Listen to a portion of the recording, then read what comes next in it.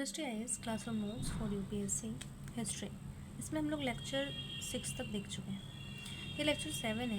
जो last lecture था उसमें हमने बंगाल में जो द्वैत शासन आई वो क्यों आई, उसका रीज़न क्या था, द्वैत शासन के दुष्प्रभाव क्या हुई और द्वैत शासन का अंत किस प्रकार हुआ वो देखिए। कुछ मेंस के क्वेश्चन भी थे जिसको हमने डिस्कस किया था। अब जो है नेक्स्ट टॉपिक है उपनिवेशवाद। कह रहा है कि कॉलोनियाँ ऐसी संपत्ति जिसे सुनियोजित ढंग से विदेशी धरती पर कायम किया जाता है। उपनिवेशवाद कॉलोनियाँ वर्ड से आया है जिसका अर्थ होता है ऐसी संपत्ति जिसे सुनियोजित ढंग से विदेशी धरती पर कायम किया जाता है। उपनिवेशवाद का अध्ययन नीति के रूप में नहीं बल्कि संरचना के रूप में, यानी कि उपनिवेशवाद जो है इसको पढ़ना चाहिए किसी नीति के रूप में नहीं, एक संरचना के रूप में इसको पढ़ना चाहिए। उपनिवेशवाद जो है वह महादेश के लाभ पर निर्मित है और इस संरचना में कभी भी परिवर्तन नहीं होता। प्रशासकों के निजी विचार और परिस्थितियों में बदलाव के कारण नीतियों में परिवर्तन देख सकता है। यानी कि इसमें क्या होता है कि इसकी संरचना नहीं बदलती। अगर प्रशासक बदले तो निजी विचार बदल सकते हैं, परिस्थिति बदल सकती है, ठीक है, यही परिवर्तन दिखाई दे सकता है। लेकिन किंतु संरचना में उपनिवेशवाद जो देश है के लाभ पर ही निर्मित होता है। जिस देश का ये उपनिवेश है उस देश के लाभ पर ही निर्मित होता है और इस संरचना में कभी भी परिवर्तन नहीं होता है। प्रशासकों के निजी विचार एवं परिस्थितियों में बदलाव के कारण नीतियों में परिवर्तन दिख सकता है किंतु संरचना में कोई परिवर्तन नहीं आता है। ओवरऑल इससे एक ही बात समझ में आई कि उपनिवेशवाद जो है उसको एक संरचना के रूप में देखना चाहिए। उपनिवेशवाद जो देश है उसके लाभ पर ही निर्भर होता है, चाहे उसके शासक बदले या शासक बदलने से सोच बदले, लेकिन उनकी नीतियाँ बदल सकती है लेकिन उनका उद्देश्य लाभ कमाना ही होगा। तो अब शुरू करते हैं ब्रिटिश साम्राज्यवादी प्रसार। ठीक है, ब्रिटिश साम्राज्यवादी प्रसार क्या है। सबसे पहले मैसूर राज्य को देखेंगे तो कह रहे मैसूर राज्य का उदय विजयनगर साम्राज्य के ध्वंस पर खड़ा हुआ। ये जो मैसूर राज्य बना वो विजयनगर साम्राज्य के अंत के बाद उसी के ध्वंस पर खड़ा हुआ। इस साम्राज्य की स्थापना 1336 ईस्वी में हरिहर एवं बुक्का के द्वारा की गई। मैसूर राज्य की स्थापना हरिहर एवं बुक्का के द्वारा 1336 ईस्वी में की गई तथा यहाँ क्रमशः संगम, सालुक, तुलुक और अराविडु वंश शासन रहा। और यहाँ पे किस किस वंश का शासन रहा, तो संगम का रहा, सालुक का रहा, तुलुक का रहा, ठीक है, और अराविडु का रहा। 1565 ईस्वी में तालीकोटा के युद्ध के में विजयनगर साम्राज्य पराजित हुआ और 1565 ईस्वी में क्या होता है, तालीकोटा का युद्ध होता है। कब होता है, 1565 ईस्वी में। इसमें विजयनगर साम्राज्य पराजित हुआ और इसके अंतर्गत आने वाले क्षेत्र स्वतंत्र होने लगे। इसी क्रम में अराविडु वंश के शासक वेंकट सेकंड के समय मैसूर राज्य स्वतंत्र हो गया। किसके टाइम पे हुआ था, वेंकट सेकंड के टाइम पे हुआ था तथा यहाँ वाडियार वंश की स्थापना हो गई और स्वतंत्र होते ही यहाँ पे किस वंश की स्थापना हो गई, वाडियार वंश की स्थापना हो गई। ठीक है, इस वंश का अंतिम शासक चिक्का कृष्णराज था। वाडियार वंश का अंतिम शासक कौन था, चिक्का कृष्णराज था, जिसके समय वास्तविक शक्तियां देवराज और नंदराज नामक दो भाइयों के पास थे। तो राजा तो चिक्का कृष्णराज था लेकिन इसकी शक्ति किसके पास थी, देवराज और नंदराज के पास थी। नंदराज ने ही 1749 में हैदर अली को मैसूर के प्रशासन में शामिल किया था और ये जो नंदराज है इसने ही 1749 में क्या किया था, हैदर अली को मैसूर के प्रशासन में शामिल किया था। किसने किया था, नंजराज ने 1755 में हैदर अली डिंडीगुल का फौजदार बना और ये जो हैदर अली था इसको शामिल किया नंजराज ने और 1755 में ये डिंडीगुल का फौजदार बना। ठीक है, यही फ्रांसीसियों की सहायता से इसने अस्त्र शस्त्र का कारखाना भी स्थापित करवाया। कहाँ पे, डिंडीगुल में। किसने, हैदर अली ने। अंततः 1761 में हैदर ने स्वयं को मैसूर का स्वतंत्र शासक घोषित कर दिया और अंततः 1761 में क्या हुआ कि ये जो हैदर है इसने स्वयं को मैसूर का स्वतंत्र शासक घोषित कर दिया। कैसे शासक बना इसको हमने देख लिया कि मैसूर राज्य जो था विजयनगर साम्राज्य के ध्वंस पे हुआ। सबसे पहले यहाँ पे 1736 की बात करें तो उसमें 1336 की बात करें, हरिहर और बुक्का के द्वारा शासन किया गया। फिर 1565 में तालीकोटा का युद्ध हुआ, विजयनगर साम्राज्य इसी में पराजित हुआ और यहीं पे अराविडु वंश का जो वेंकट सेकंड था उसी के टाइम पे ये मैसूर स्वतंत्र हो गया। वाडियार वंश की नींव पड़ गई और उसका अंतिम शासक चिक्का कृष्णराज था। लेकिन उसकी जो कृष्णराज था उसकी एक्चुअल जो शक्ति थी वो नंदराज और देवराज के पास थी और इसी नंदराज ने क्या किया, अपनी सेना में शामिल किया। किसको, हैदर अली को। और हैदर अली डिंडीगुल गया और डिंडीगुल में उसने फौजदार वहाँ का बना और 1755 में और वहाँ पे अस्त्र का कारखाना खोला और लास्टली 1761 में जाकर के ये मैसूर का स्वतंत्र शासक घोषित कर दिया खुद को। अब हैदर अली 1761 से 82 कह रहे अपने राज्य को मजबूत आधार प्रदान करने के लिए हैदर ने फ्रांसीसी सहायता से अपनी सेना को प्रशिक्षित किया। अपनी आधार को मजबूत करने के लिए इसने किसकी सहायता ली? फ्रांसीसी सेना प्रशिक्षण दिया। ठीक है, साथ ही रिशाला पद्धति से अपनी सेना को संगठित किया। किस पद्धति से? रिशाला पद्धति से। आंतरिक रूप से सर्वोच्च होने के लिए हैदर ने पॉलीगर और देशमुख जैसे जमींदार वर्ग पर नियंत्रण किया। और आंतरिक रूप से मजबूत होने के लिए इसने क्या किया? हैदर ने पॉलीगर और देशमुख जैसे जो जमींदार थे उन पर सबसे पहले नियंत्रण स्थापित किया। राजस्व का आधार मजबूत करने के लिए हैदर ने सीधे किसानों से कर वसूला और मध्यस्थ वर्ग को समाप्त कर दिया। कहा कि अगर कर वसूलना है तो डायरेक्ट वसूलेंगे, मध्यस्थ वर्ग समाप्त कर दिया। देखो इसने किस तरह से अपने प्रशासन को मजबूत किया, फ्रांसीसी सहायता से हेल्प लेकर के रिसाला पद्धति से अपनी सेना को प्रशिक्षित किया। और ये जो जमींदार वर्ग था या देशमुख थे जो इनका उदय हो रहा था, जो संकट बनते आगे जा कर के, तो इन पे इसने क्या किया? कमांड किया, शक्ति कायम की और कर जो है डायरेक्ट वसूला, मध्यस्थ वर्ग को ही समाप्त कर दिया। और राज्य विस्तार के क्रम में हैदर ने मालाबार और कोझिकोड जैसे क्षेत्रों पर नियंत्रण कर लिया और अंग्रेजों से 2 युद्ध लड़े। ठीक है, क्या कह रहा है कि राज्य विस्तार के टाइम पे इसने क्या किया? मालाबार, कोझिकोड जैसे क्षेत्रों को नियंत्रण में ले लिया और अंग्रेजों से 2 युद्ध लड़े। अब है टीपू सुल्तान 1782-1799। इसकी सैन्य सुधार और सैन्य नीति देखें तो टीपू ने फ्रांसीसी सहायता से अपनी सेना को आधुनिक बनाया, फ्रांसीसी सहायता से इसने बनाया एवं नौसेना का विकास किया। इसी के क्रम में टीपू ने 1796 में नौसेना बोर्ड का गठन किया। तो टीपू ने नौसेना बोर्ड का गठन कब किया? 1796 में किया। कृषि नीति इसकी क्या थी? तो टीपू ने किसानों को तकावी ऋण प्रदान किया। कौन सा ऋण दिया? तकावी ऋण दिया। उत्पादकता के आधार पर कर वसूला जिसकी दर 1/3 से 50% तक की थी। उत्पादकता के आधार पर कर, जितनी उत्पादन होगी उसके हिसाब से। सिंचाई साधनों का विकास किया, बंजर भूमि के विकास के लिए योजनाएं चलाई और इसने साथ ही सिंचाई साधनों का भी विकास किया। बंजर भूमि किस तरह से उपयोग में लाए जा सकते हैं इसके लिए योजनाएं भी चलाई थी टीपू ने। इसके अलावा इसने रेशम उत्पादन को भी बढ़ावा दिया था। अगर टीपू की व्यापारिक नीति देखें तो टीपू सुल्तान ने व्यापार के विकास के लिए 1793 में राजकीय व्यापारिक निगम की स्थापना भी की थी। यानी कि व्यापार के क्षेत्र में भी इसने 1793 में राजकीय व्यापारिक निगम की स्थापना की थी जो मुख्य रूप से रेशम, चावल, चंदन और नारियल का व्यापार किया जाता था। यानी कि ये बोर्ड जो था वो किसको संभालता था? तो चावल, रेशम को, चावल को, चंदन को और नारियल को। अंतर्राष्ट्रीय व्यापार भी प्रचलन में था इसके टाइम पे और यहाँ जो है मस्कट और हुरमुज जैसे क्षेत्रों में व्यापारिक केंद्र स्थापित किए गए थे। कहाँ? मस्कट और हुरमुज जैसे क्षेत्रों में। धार्मिक नीति देखें तो इसकी कुछ नीतियों में सांप्रदायिक होने का अनुभव लगता है।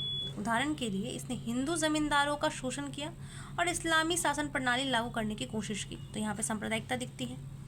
हालांकि दूसरी तरफ इसने हिंदू धर्म के विकास में भी योगदान दिया। उदाहरण के लिए इसने श्रृंगेरी मंदिर में शारदा मूर्ति स्थापित की, श्रृंगेरी के मंदिर में शारदा मूर्ति स्थापित की थी। यानी कि स्थापित नहीं की थी, स्थापना में आर्थिक सहयोग दिया था। इसके अतिरिक्त टीपू ने सिक्कों पर शिव और पार्वती के चित्र भी अंकित थे। ये भी मज़े की बात है कि शिव और पार्वती के चित्र भी इसके सिक्कों पर अंकित थे। तो यही इसकी धार्मिक नीति थी।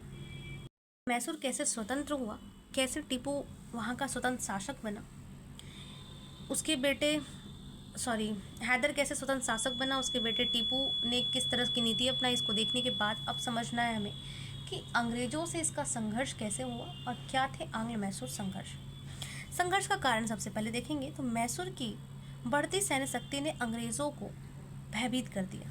मैसूर दिन प्रतिदिन अपनी सेना को प्रशिक्षित किया जा रहा है फ्रांसीसी तरीके से, तो इसने क्या किया? अंग्रेज़ों को भयभीत कर दिया। पहला कारण। हैदर की विस्तारवादी नीति ने भी संघर्ष प्रारंभ किया। इधर अंग्रेज खुद विस्तारवादी नीति अपना रहे, इधर हैदर भी क्षेत्रों में विस्तार कर रहा है, तो संघर्ष तो जायज़ है, होगा ही। मैसूर की फ्रांसीसियों से निकटता ने भी अंग्रेजों को भयभीत किया। और तीसरा कारण है कि फ्रांसीसियों से जो निकटता बढ़ती जा रही थी मैसूर की, इसने भी अंग्रेजों को भयभीत किया।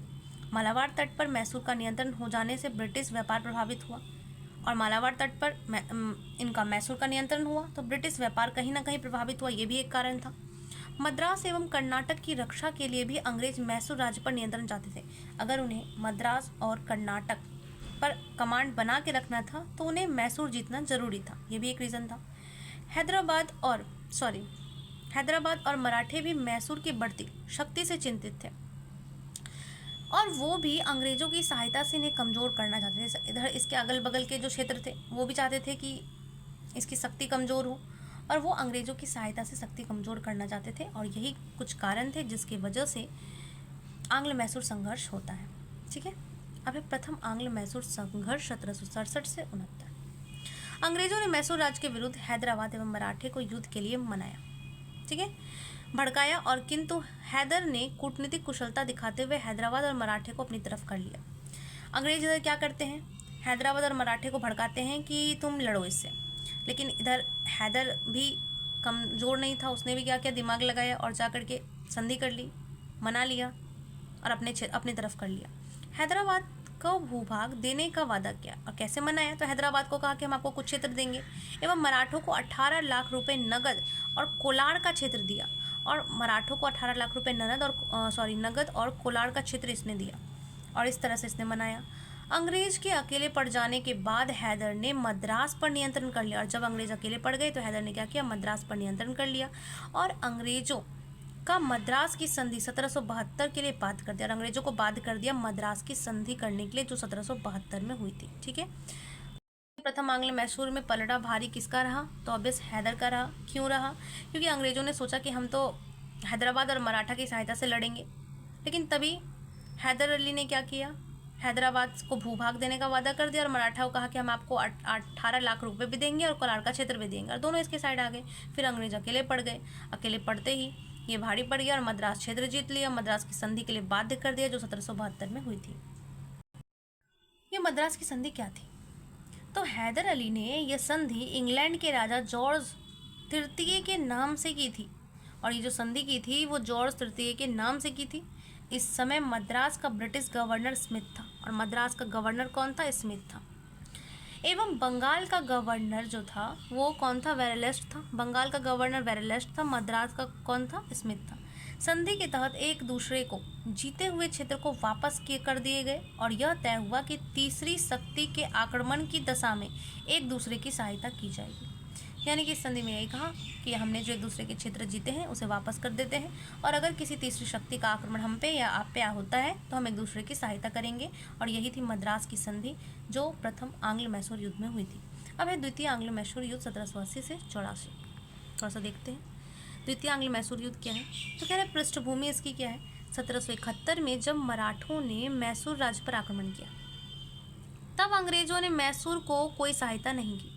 इसे हैदर ने मद्रास की संधि का उल्लंघन माना क्योंकि संधि में क्या कहा गया था कि जब भी कोई तीसरी शक्ति युद्ध करे या आक्रमण करे तो हम दोनों एक दूसरे की मदद करेंगे, लेकिन जब मराठों ने आक्रमण किया मैसूर पे तो अंग्रेजों ने सहायता नहीं दी। ये रीज़न था और मराठों ने कब किया, 1771 में। 1773 में अंग्रेजों ने फ्रांसीसी बस्ती माहे पर अधिकार कर लिया और इतना ही नहीं, इसने क्या किया, फ्रांसीसी बस्ती जो माहे था उस पर भी अधिकार कर लिया। यह मैसूर राज्य में स्थित था। ठीक है, माहे जो था वो मैसूर राज्य में स्थित था, फ्रांसीसी बस्ती था जिस पर अधिकार कर लिया अंग्रेजों ने और हैदर ने इसे अपनी संप्रभुता का उल्लंघन माना। उसने सोचा कि मेरे क्षेत्र में आकर के मेरे ही यहाँ पे क्या कर रहा है, ये अधिकार कर रहा है, तो उसे लगा कि मेरी संप्रभुता का ये तो उल्लंघन है। इस समय अंग्रेज मराठे और हैदराबाद से भी संघर्ष की स्थिति में थे और इस टाइम पे अंग्रेज जो थे वो मराठे और हैदराबाद से भी ऑलरेडी संघर्ष की स्थिति में थे। इसके अलावा ब्रिटिश अधिकारियों के बीच भी इस समय मतभेद की स्थिति बन गई थी, यानी उनकी स्थिति अच्छी नहीं चल रही थी। मराठे से संघर्ष में, हैदराबाद से संघर्ष में और आपसी मतभेद भी इन लोगों का चल रहा है। ऐसे में हैदर को अंग्रेजों के विरुद्ध आक्रमण का उचित अवसर मिल गया और इस टाइम पे हैदर की स्थिति अच्छी थी भाई और उसको एक उचित अवसर मिल गया कि वो अंग्रेजों पर आक्रमण कर सके। थोड़ा सा घटनाक्रम देख लेते कैसे कैसे किया।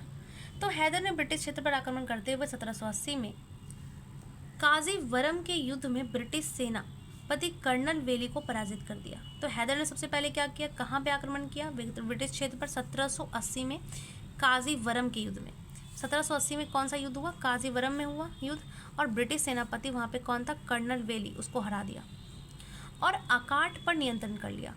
1780 में काजीवरम के युद्ध में कर्नल वेली को हरा करके अकाट पर क्या किया, नियंत्रण स्थापित कर लिया। इसी समय एक संघर्ष में हेक्टर मुनरो भी पराजित हुआ और इसी टाइम पे एक संघर्ष में क्या हुआ, हेक्टर मुनरो भी एक बार हारा था।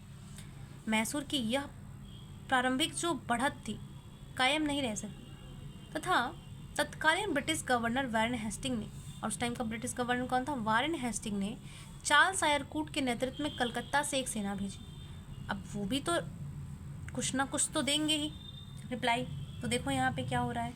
तो इसके विरोध में उन्होंने क्या किया, प्रतिक्रिया ऐसे व्यक्त की कि वहाँ के जो गवर्नर थे वारेन हेस्टिंग, उन्होंने एक सेनापति हैं चार्ल्स आयरकूट, उनको कलकत्ता से एक सेना भेजी।